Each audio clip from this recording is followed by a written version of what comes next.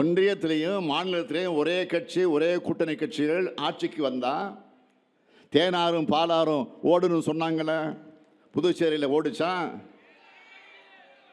புதுச்சேரி மக்கள் போராடி பெற்ற விடுதலையை, மக்களுடைய உரிமையை ஒன்றிய மோடி அரசு பறிக்க விட்டு வேடிக்கை பார்த்த ரங்கசாமி இப்போ எந்த முகத்தோட பாஜகவுக்கு வாக்கு கேட்டு வராரு?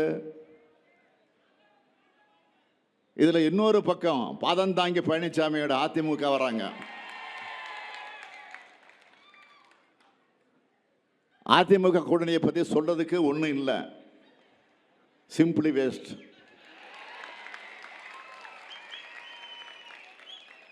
பாஜக வேட்பாளருடைய நன்மைக்காக தான் அதிமுக இங்கே தேர்தலில் நிற்குது என்பது புதுச்சேரி மக்களான உங்களுக்கே நல்லா தெரியும். பல்வேறு பண்பாடுகள், சாதி, இன, மொழி கடந்த மக்கள் ஒற்றுமையாக வாழக்கூடிய புதுச்சேரி மக்கள் ஒன்றிய மோடி அரசோட பிரித்தாள சூழ்ச்சிக்கு பலியாக கூடாது.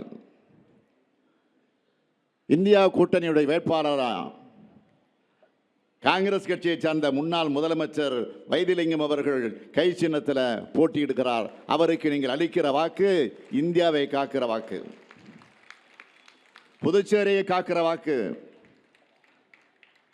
நிறைவா எழுத்தாளர் பிரபஞ்சன் அவர்களுடைய வரிகளில் அவரோடு முடிக்கிறேன். புதுச்சேரி என்பது படுத்து கொண்டிருக்கக்கூடிய சிங்கம். அந்த சிங்கத்துக்கு சோதனை வந்தால் அது சிலிர்த்து எழும். அந்த வரிகளை உண்மையாக்க, புதுவையை காக்க, புதுவை மக்களை எழுகன்னு உங்கள் ஸ்டாலின் அழைக்கிறேன்.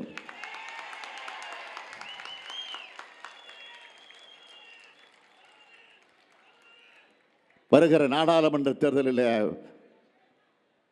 புதுவை தொகுதியில் நம்முடைய இந்தியா கூட்டணி கட்சியினுடைய காங்கிரஸ் கட்சி அங்கீகாரம் பெற்ற வேட்பாளர் வைத்திலிங்கம் அவர்களுக்கு கை சின்னத்தில் நீங்கள் ஆதரவு தர வேண்டும் என்று கேட்டு, 40 நமதே நாடும் நமதே, 40 நமதே நாடும் நமதே.